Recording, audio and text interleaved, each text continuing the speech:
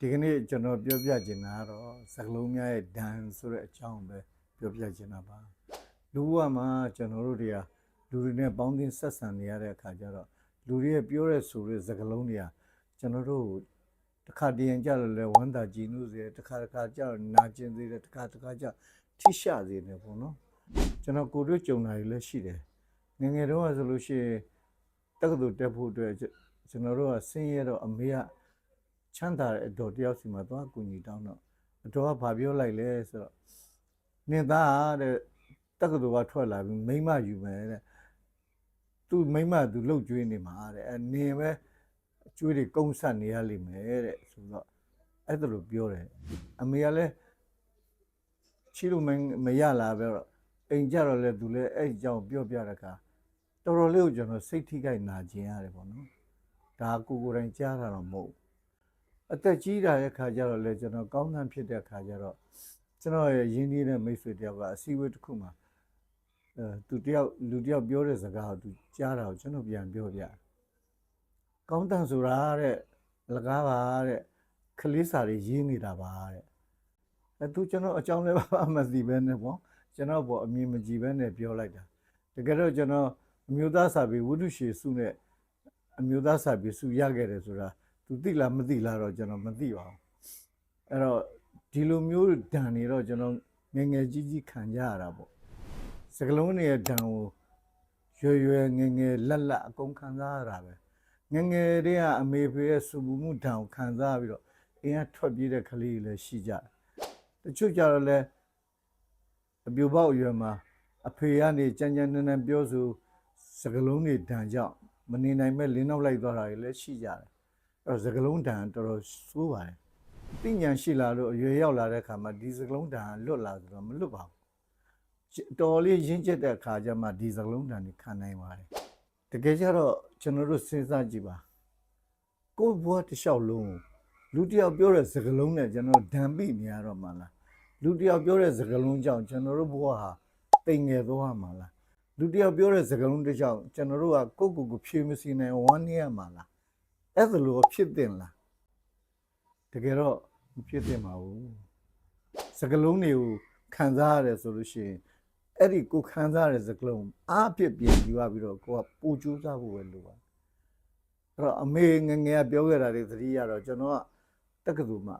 စာအရန်ကြိုးစားပြတယ်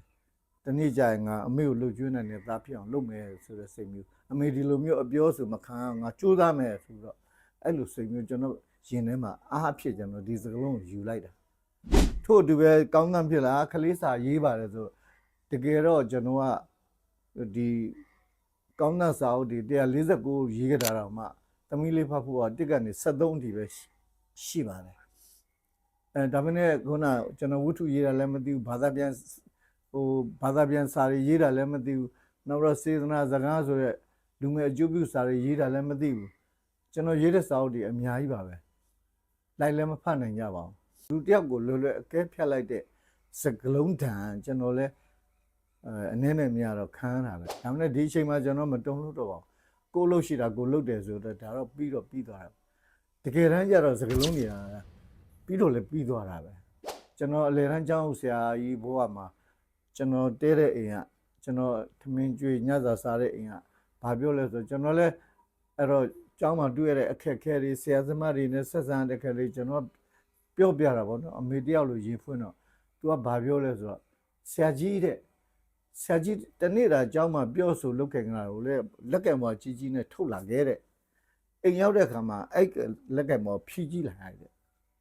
ဟာသူ့စကားလေးကတူတုံနဲ့တော်တော်ထိရှာတာအဲ့မှာကျွန်တော်သဘောပေါက်သွားတာပေါ့နော်စကလုံးရဲ့တောင်ကျွန်တော်တောင်ဂင်းပဲစိုက်တော့ချစ်တဲ့လူကချစ်တယ်လို့ပြောမှာပဲမုန်းတဲ့လူကမုန်းတယ်လို့ပြောမှာပဲ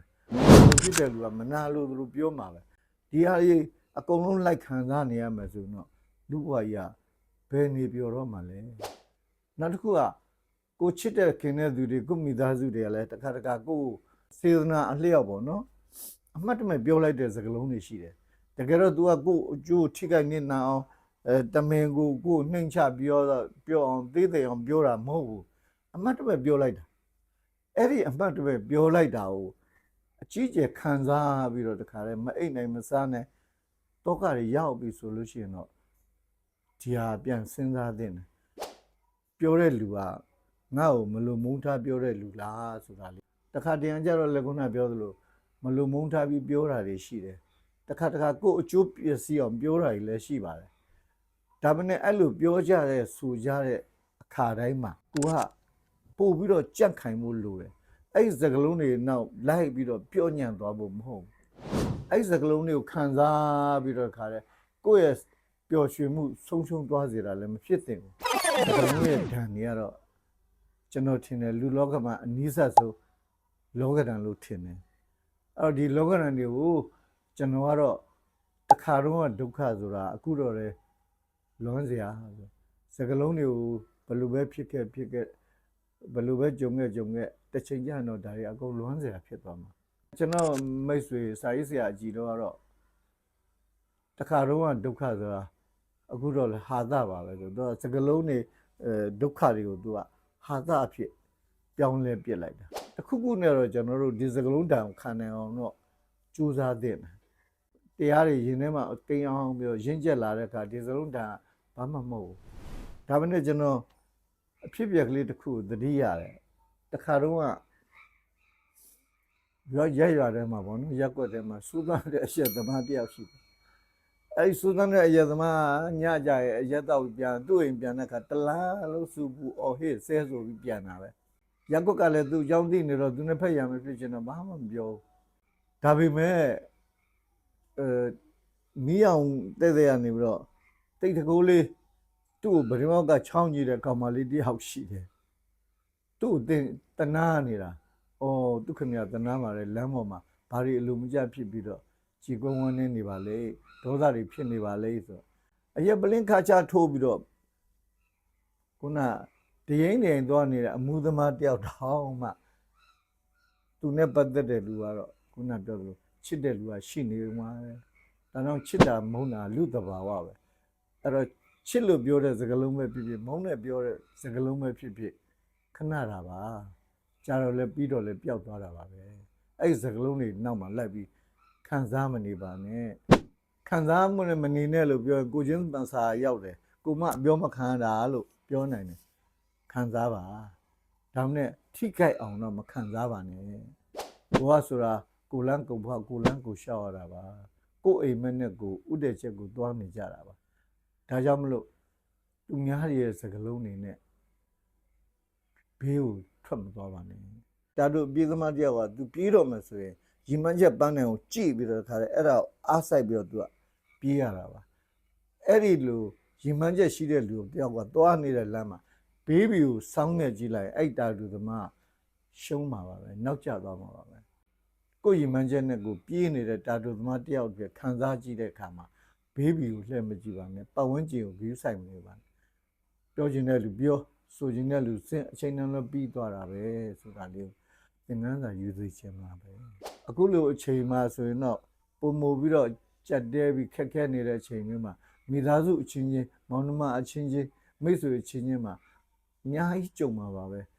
အဲ့လိုကြုံတဲ့အခါမှာအဲ့ဒီစကလုံးတန်ကိုခံနိုင်အောင်ကြိုးစားကြပါခံနိုင်အောင်လဲခုနကျွန်တော်ပြောတဲ့ဥပမာတွေနဲ့ကိုကြင်ကြံအားထုတ်ပြီးတော့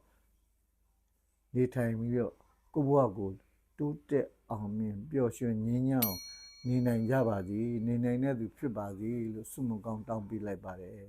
စကလုံးဓမ္မခံနေရှိသောသူများဖြစ်ကြပါစေ